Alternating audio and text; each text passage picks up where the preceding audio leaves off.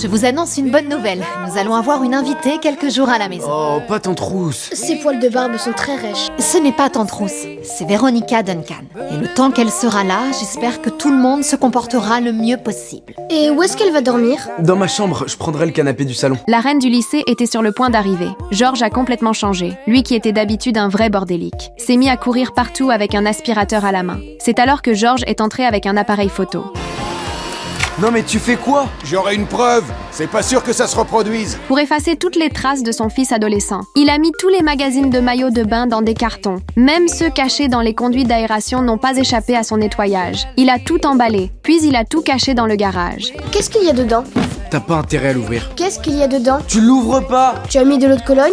Non. J'ai le sens olfactif aussi développé que celui d'un ours polaire. Ils sentent la présence d'un phoque sous 1 mètre de glace. Occupe-toi de tes oignons. Sheldon et Missy n'ont pas arrêté de se moquer de lui. Selon eux, George essayait de répandre une odeur de produits ménagers pour faire croire aux filles qu'il possédait des qualités qui n'existaient même pas.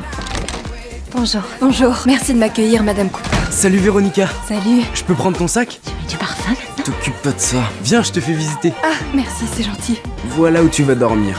Attends, je te prends ta chambre? Ouais, mais le canapé, ça me va. Il est devant la télé et près de la cuisine, donc c'est parfait. Quand la reine du lycée est entrée dans l'ancienne chambre du jeune George, elle a été choquée par ce qu'elle a découvert. La pièce était parfaitement propre, et il y avait même des peluches adorables préparées spécialement pour elle. Elle en a eu les larmes aux yeux. Pourquoi tu pleures, Véronica? Est-ce que Georgie t'a posé des questions sur ta vie de famille?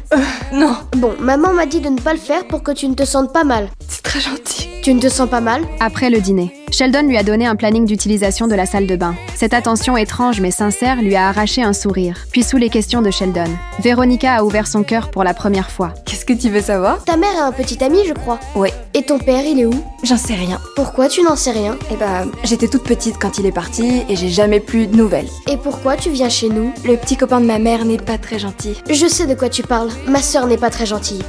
Donc tu comprends. Oui, merci. Mais au milieu de la nuit, Clint est venu frapper à la porte, avec une attitude extrêmement agressive.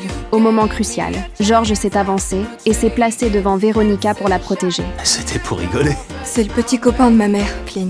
Bonsoir, Clint. Qu'est-ce qu'on peut faire pour vous? Me laisser emmener Véronica. Tu veux suivre ce monsieur? Non, je veux pas. Vous l'avez entendu. Je ne vous retiens pas. Vous voulez vraiment vous battre? Pourquoi pas? Qu'est-ce qui se passe dehors? Tu devrais peut-être appeler la police. Pourquoi? Un pauvre mec endormi devant la porte.